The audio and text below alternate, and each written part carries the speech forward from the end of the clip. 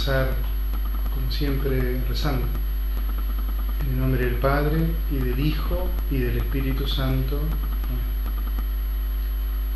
Creador inefable, que de los tesoros de tu sabiduría designaste las tres jerarquías de los ángeles, y sobre el cielo empíreo las colocaste con orden admirable, y distribuiste elegantemente las partes del universo.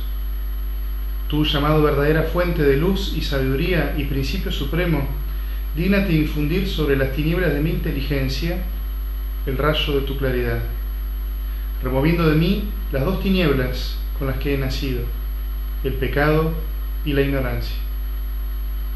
Tú, que haces elocuentes las lenguas de los niños, instruye la mía e infunde en mis labios la gracia de tu bendición.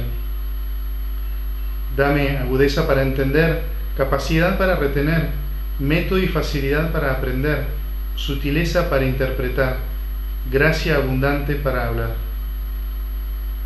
Muestra el ingreso, dirige el progreso, concede el éxito, tú que eres verdadero Dios y verdadero hombre, que vives y reinas por los siglos de los siglos.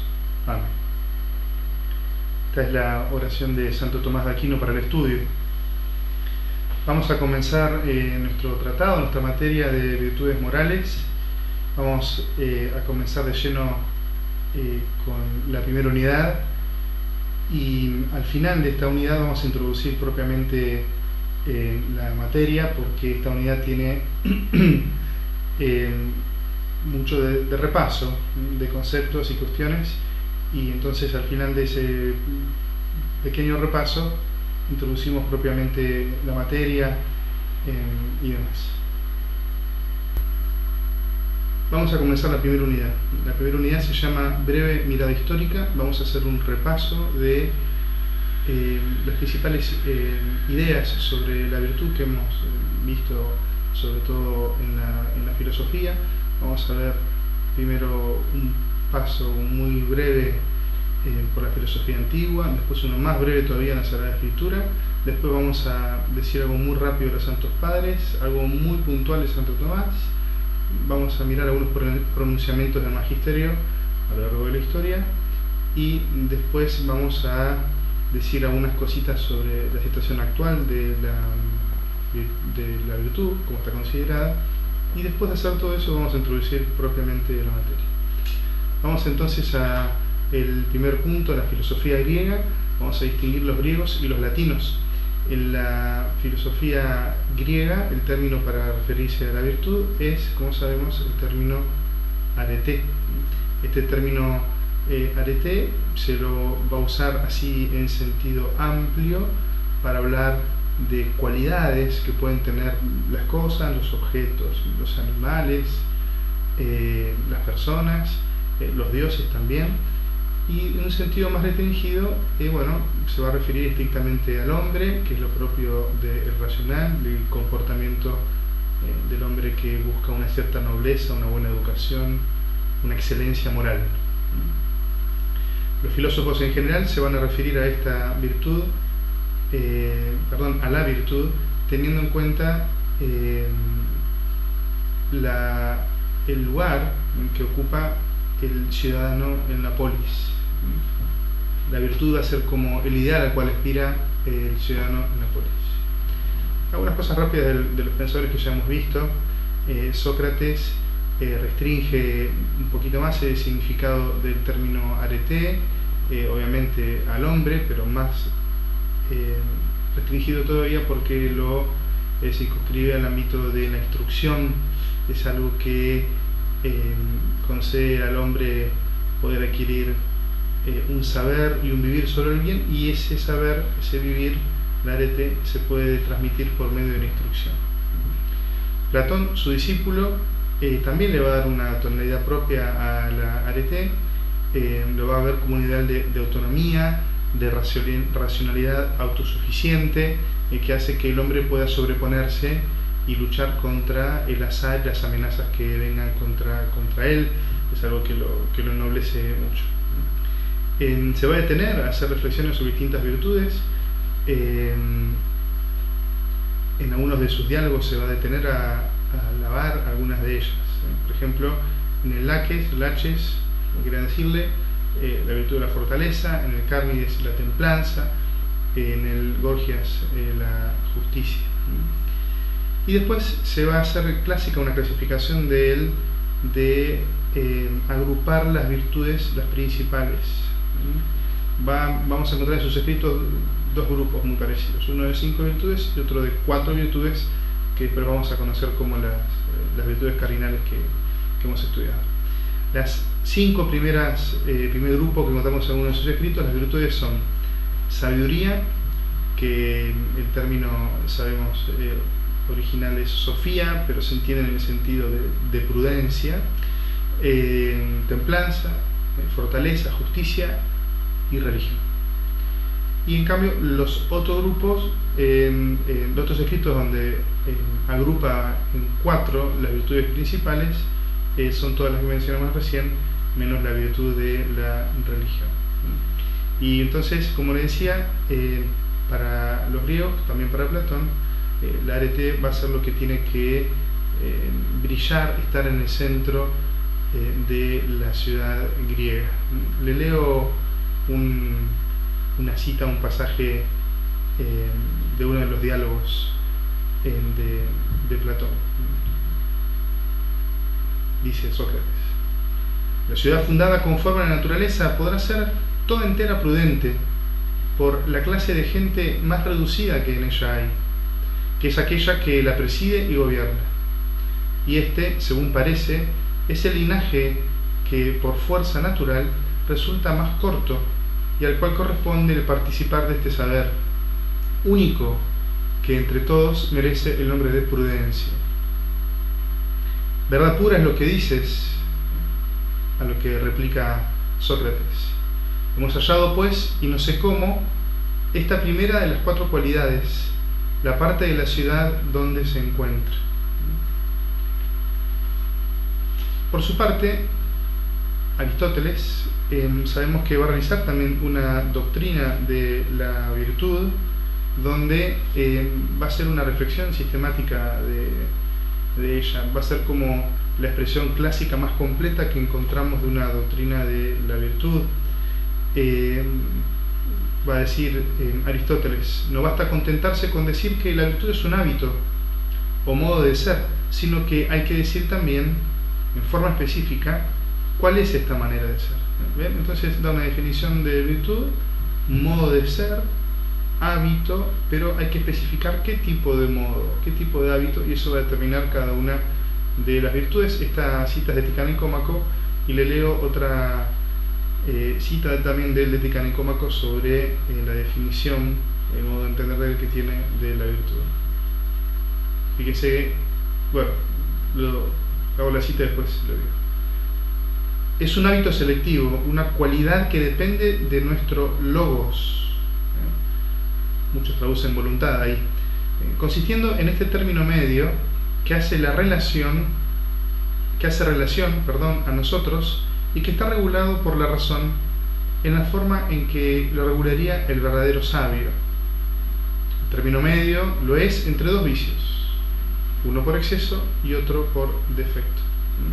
El justo medio entonces es la virtud, otra de las definiciones clásicas de Aristóteles de virtud.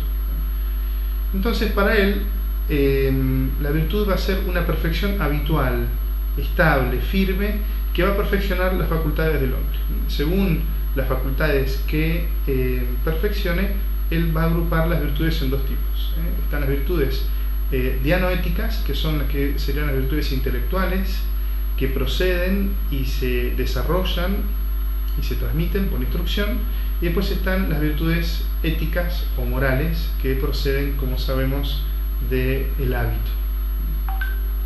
Por lo tanto, entonces, las virtudes no son un efecto necesario, espontáneo de la naturaleza, como podría decir alguna filosofía rusoniana, sino que es un aprendizaje para la vida mejor, un aprendizaje que busca que la vida del hombre sea buena, sea feliz.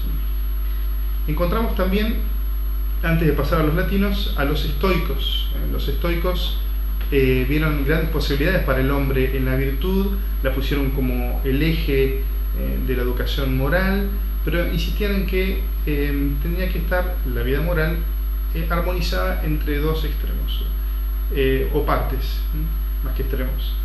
La virtud, una especie de talismán para la perfección de la persona, y después la naturaleza, este sustrato común que define a la humanidad por encima de los otros seres. Vamos a considerar ahora a los latinos. Así como para los griegos el término para referirse a la virtud era arte, para los latinos el término va a ser virtus. La raíz de esta palabra virtus, vir, es varón, porque va a ser esta cualidad la que va a llevar al hombre a despreciar el dolor, a despreciar la muerte y hacer que se sobreponga, destacándose en la fuerza, la virilidad, la potencia. Por eso el término virtus en los latinos puede compendiarse también para ellos en la firmeza que hace al hombre que sea noble y que se pueda distinguirse y presentarse, ubicarse en las distintas instituciones del Estado. Es verdad también que en el lenguaje habitual el término virtus también significaba valores relativos a otras cosas, perfección, prosperidad, felicidad, valor, gloria, unas grandes gestas, pero en lo que nos compete a nosotros, lo que hemos dicho. Hay dos pensadores que se destacan en los latinos que son muy cercanos al estoicismo. Uno es Cicerón, que su doctrina de las virtudes va a estar principalmente en uno de sus escritos. Lo encontramos en el De Officiis, que va a ser un libro que se van a comentar mucho los cristianos, los que reflexionan sobre la virtud, porque se va a convertir en un clásico de la antigüedad. Él allí dice varias cosas, una cita nomás. La naturaleza quiere que la amistad sea auxiliadora de virtudes, mas no compañera de vicios. La naturaleza es amiga de virtudes, enemiga de vicios. Y el otro autor que mencionamos al pasar es Séneca, que va a decir que la naturaleza no da la virtud, sino que es el arte de hacerse a uno mismo bueno. O sea que, como decíamos hoy, es un hacerse. También va a decir él que la virtud es conforme a la naturaleza y los vicios son enemigos de ella. Bueno, así como síntesis de la antigüedad clásica en general, tanto griega como latina, podemos decir que las mayores discusiones y reflexiones se centraron en torno a cómo organizar las 4 virtudes principales, virtudes morales, cardinales, que vamos a llamar nosotros. Bien, pasamos a la Sagrada Escritura. Si bien la Sagrada Escritura no coincide en el fundamento, el desarrollo e incluso la terminología de las virtudes, del modo de entender que tenían los filósofos, sobre todo los griegos, sin embargo encontramos conexiones. Encontramos en la Sagrada Escritura reflexiones morales, ascéticas, espirituales sobre el ejercicio de la virtud. La Escritura no va a presentarnos una reflexión abstracta de la virtud, sino que nos va a presentar sobre todo actitudes concretas y más que nada personajes concretos que encarnan las virtudes. Algunos ejemplos del Antiguo Testamento al pasar. Por ejemplo, si decimos Abraham, ¿qué virtud se destaca en él? La fe. Si decimos Noé, Noé, la esperanza.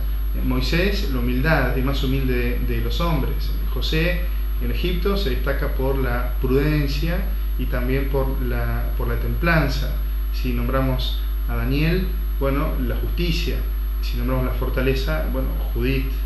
Y así podemos ir viendo encarnadas las virtudes en distintos personajes de la historia de la salvación. Pero lo que va a ser determinante en la virtud en la Sagrada Escritura, en términos generales, es que no van a ser fruto del esfuerzo humano, sino que las virtudes van a ser fruto de la obra de Dios, del impulso del Espíritu Santo. Las virtudes vienen de Dios y van a Dios. En el caso del cristiano, se encamina hacia Cristo, y las virtudes son un ejemplo concreto de seguir el camino del Maestro. Antiguo Testamento.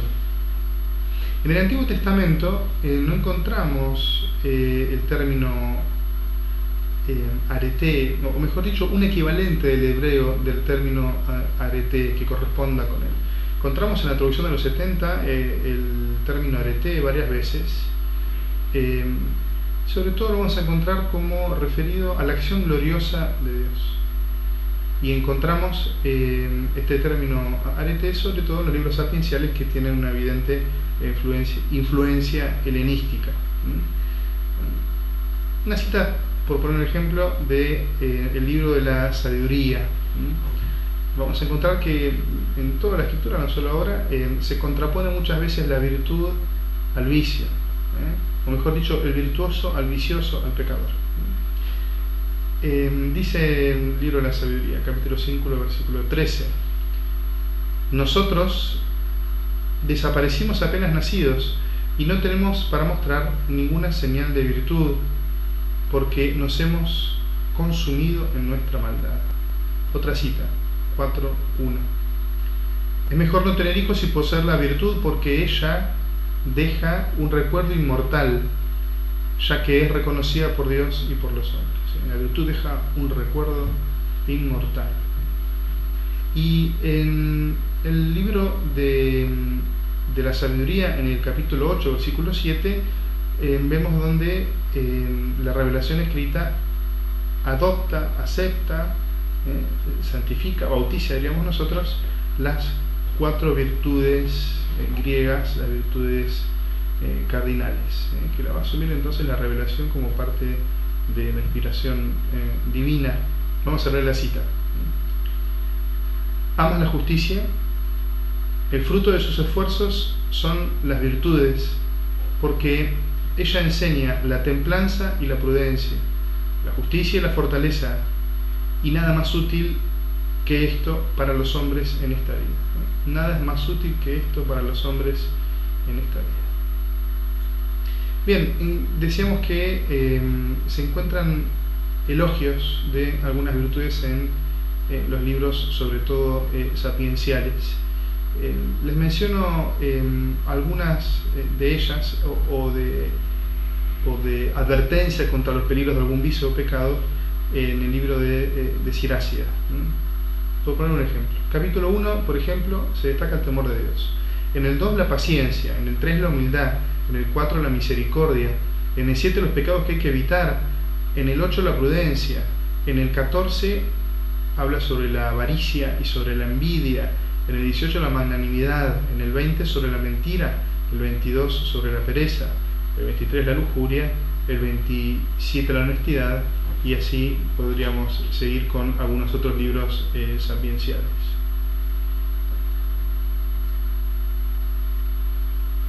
El hombre virtuoso que vamos a encontrar en la Sagrada Escritura, en él habita, diríamos nosotros, la virtus, el poder del Espíritu Santo. En el Antiguo Testamento se destaca así como esta virtus, este poder del Espíritu Santo en el Mesías.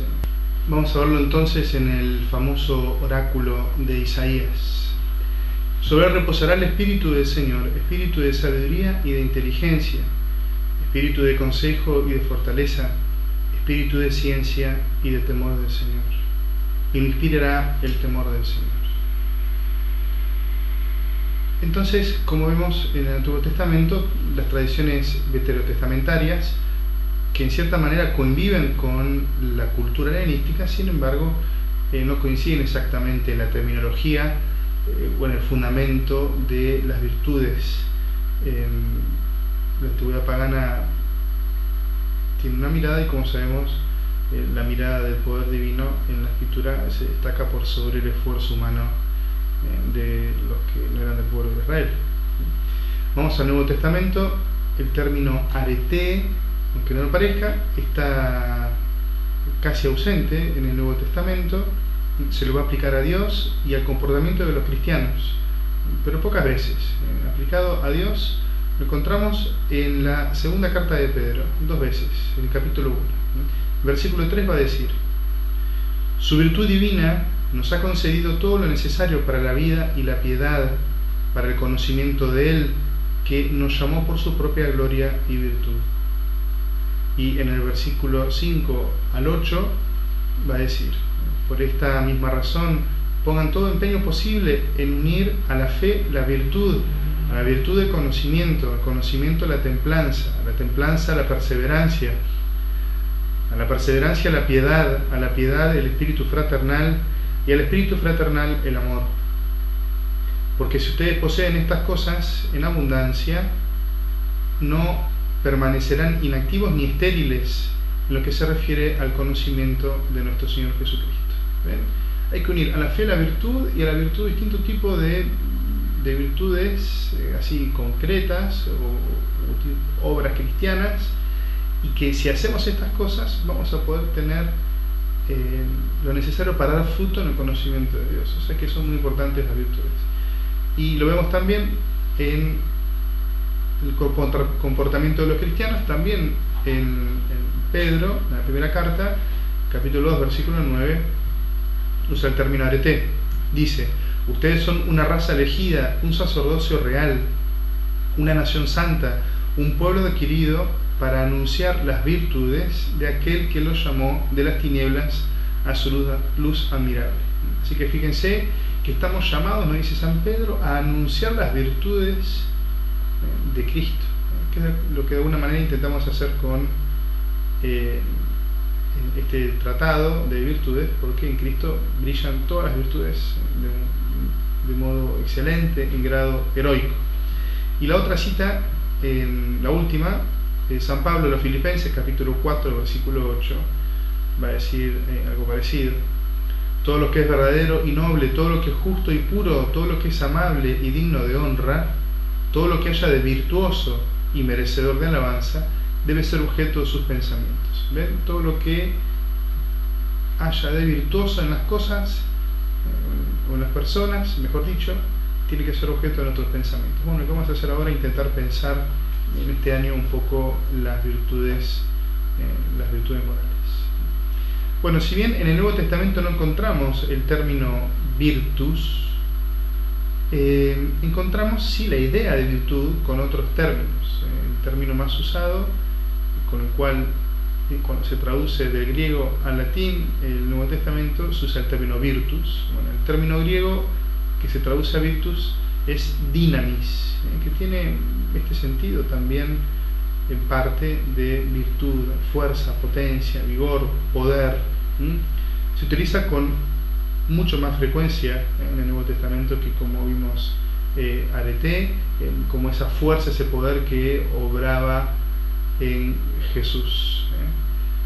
Y en algunos pasajes, virtud y fuerza de alguna manera parecen identificarse. Hay un pasaje que es paradigmático en la Escritura, donde se hace, San Pablo, a los Colosenses, hace un juego de palabras mostrando esta convertibilidad que tiene distintos términos para referirse, entre otras cosas, a lo mismo, el poder, la virtud. Dice el pasaje: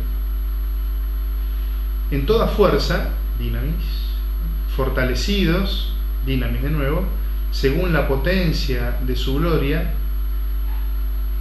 para toda potencia y longanimidad. ¿Ven? Juega con potencia, dynamis, gloria, todo para referirse a estos aspectos de lo que, entre otras cosas, consideramos como la virtud. Decíamos que en toda la Escritura se ven las virtudes encarnadas en personas. Bueno, en Cristo se destacan, los evangelios destacan virtudes de nuestro Señor. Un ejemplo, así rápido.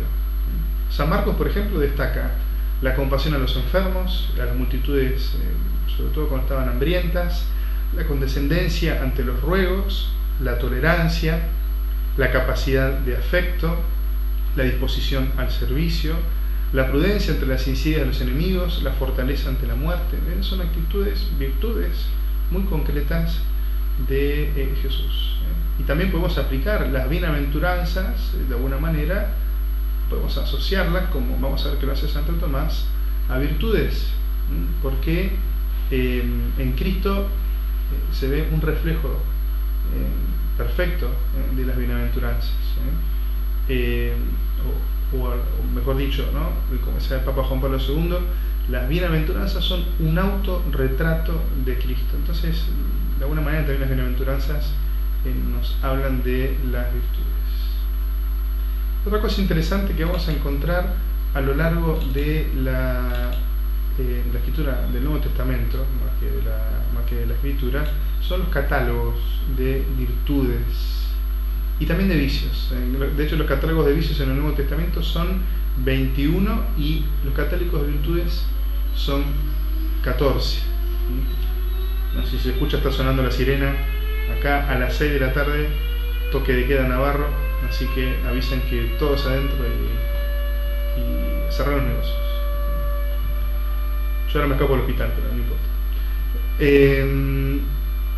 Un catálogo, por nombrar uno, 1 Corintios 13, el himno al amor de San Pablo, habla de la caridad y un montón de virtudes anejas o derivadas, o que hacen juego, podríamos decir, con la caridad. Se enumera, como sabemos, un catálogo de virtudes. Así hay un montón en el Nuevo Testamento, sobre todo en las cartas, obviamente.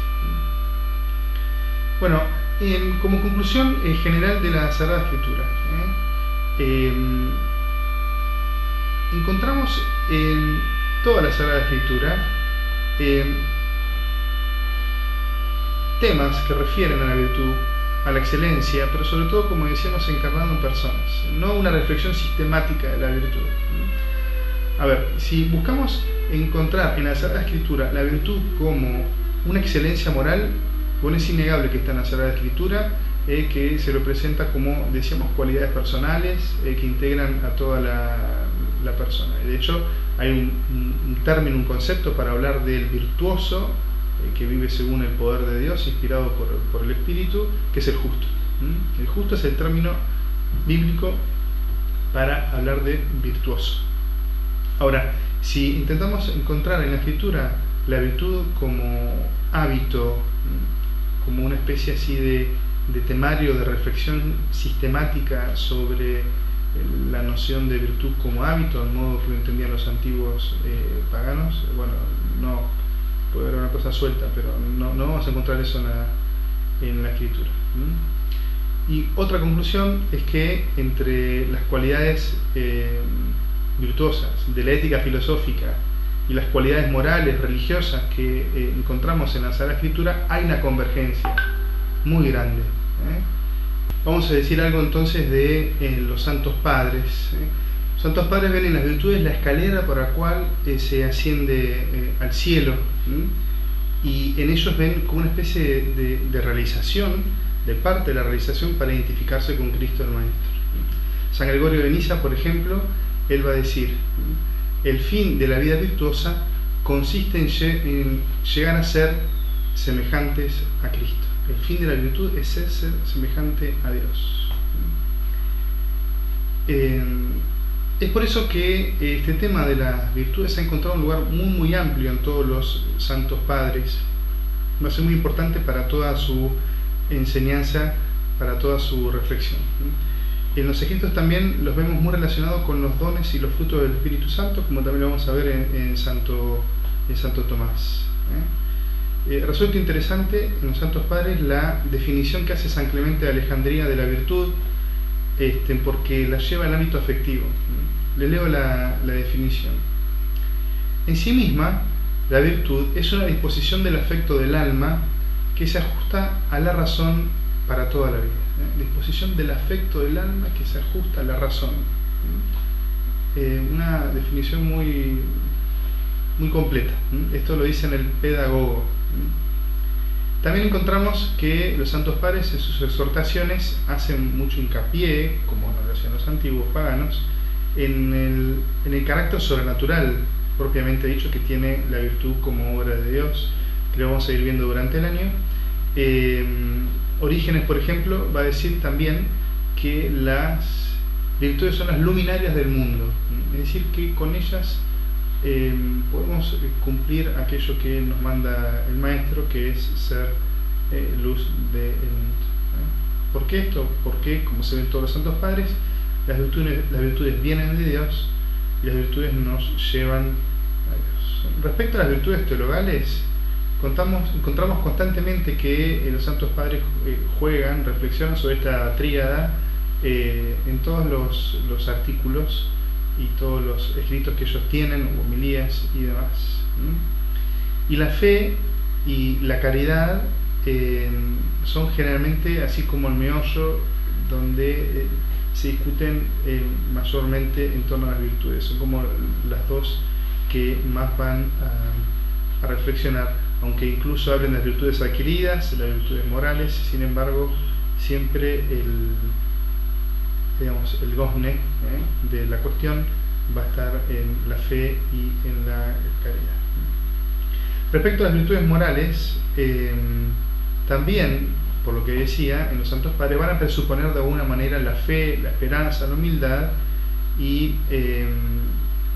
se va a considerar que no existen, que no son virtudes como tales, sino están inspiradas y guiadas por la caridad. Por otro lado, como ellos ven en Jesús al perfectus homo, al hombre perfecto, van a también orientar las virtudes en este sentido de la imitación de Cristo. Esto se ve muy claramente en toda la catequesis que encontramos de los santos padres.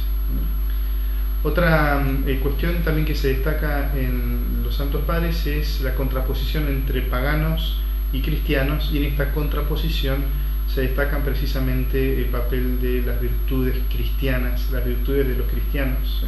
Por ejemplo, San Justino va a decir: los que comprenden los bienes verdaderos, que son propios de la virtud, por la virtud son incorruptibles, y que tales sean los cristianos que hicieran aquellas hazañas que los poetas atribuyeron a los supuestos dioses. Todo el que tenga inteligencia lo puede deducir.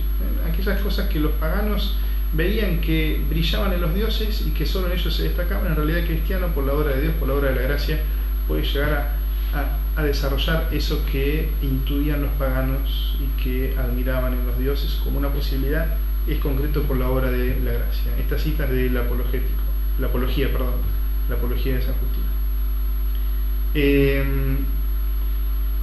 Y por poner otro ejemplo, San Teófilo enumera las virtudes que tienen que vivir los cristianos: templanza, continencia, unidad en el matrimonio, castidad, justicia, obediencia a las leyes, obediencia al culto divino, la práctica del culto divino y la fe.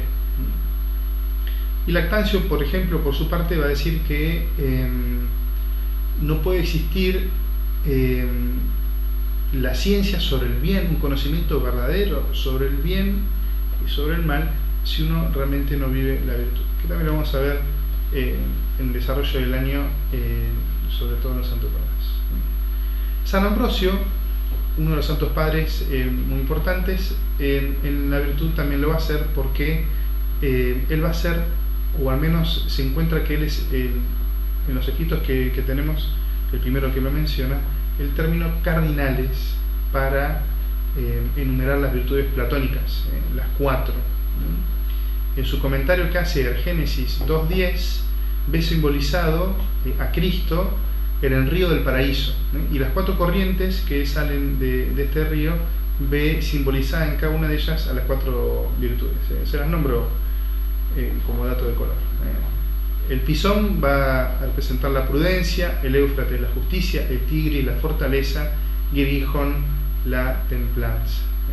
Y para mostrar esta conexión que hay no solo entre las 4 virtudes entre sí, sino también la conexión que tienen estas 4 virtudes en Cristo y obviamente en los santos. Así que San Ambrosio va a ser el que va a utilizar este término cardinal por primera vez. San Agustín se van a hacer clásicas 2 definiciones de virtudes que utilizamos hasta el día de hoy, que Santo Tomás va a desarrollar también con mucho detalle. Las definiciones son, se las leo: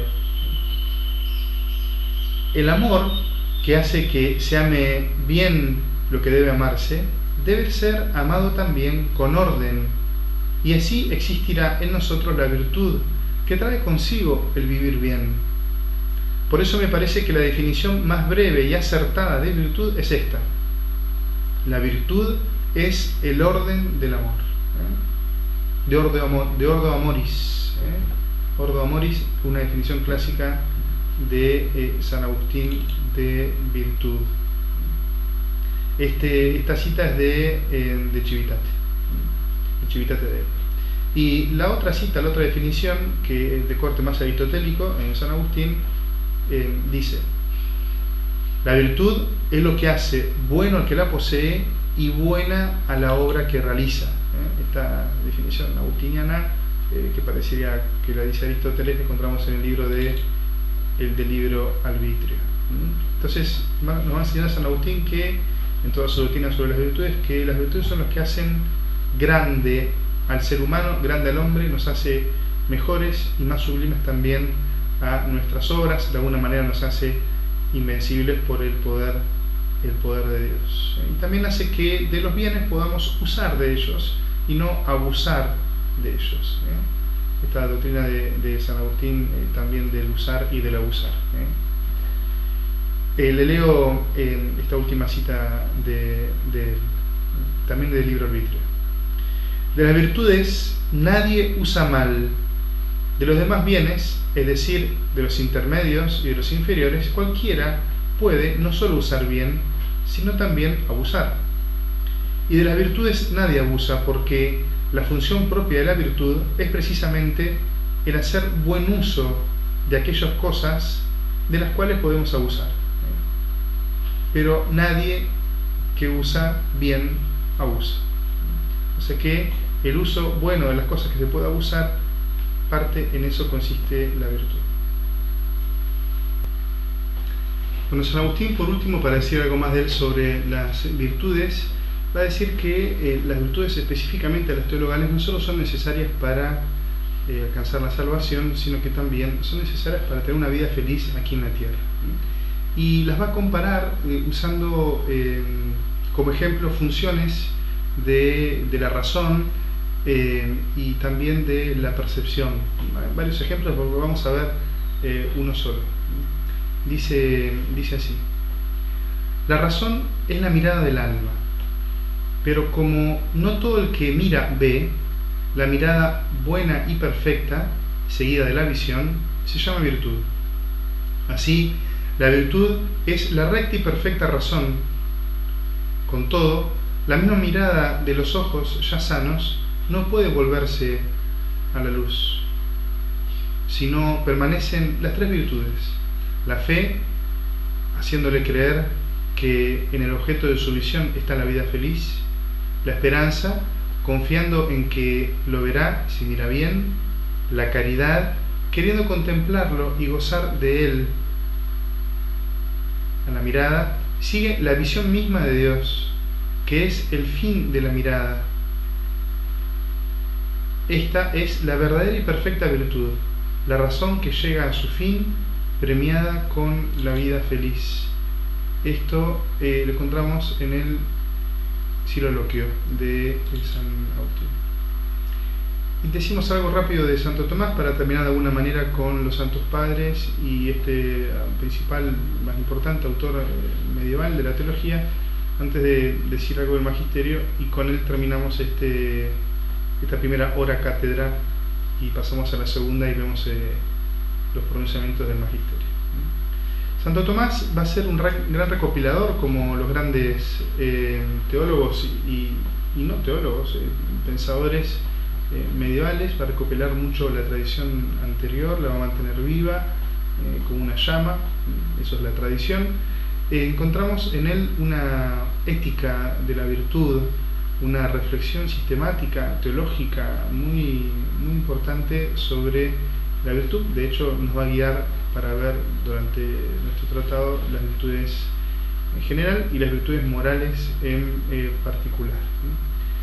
El escrito donde más desarrolla y en detalle, aunque no es el único, de los suyos que tenemos, es la Suma de Teología, o la Suma Teológica, donde encontramos una síntesis de la moral y que la base para la vida moral va a ser precisamente las virtudes teologales y las morales. Son tan importantes que con la gracia y los dones del Espíritu Santo son los que van a hacer que el organismo sobrenatural pueda desarrollarse y alcanzar plenitud en nosotros. Son los que van a hacer que podamos alcanzar la felicidad y la vida eterna, como decíamos de San Agustín.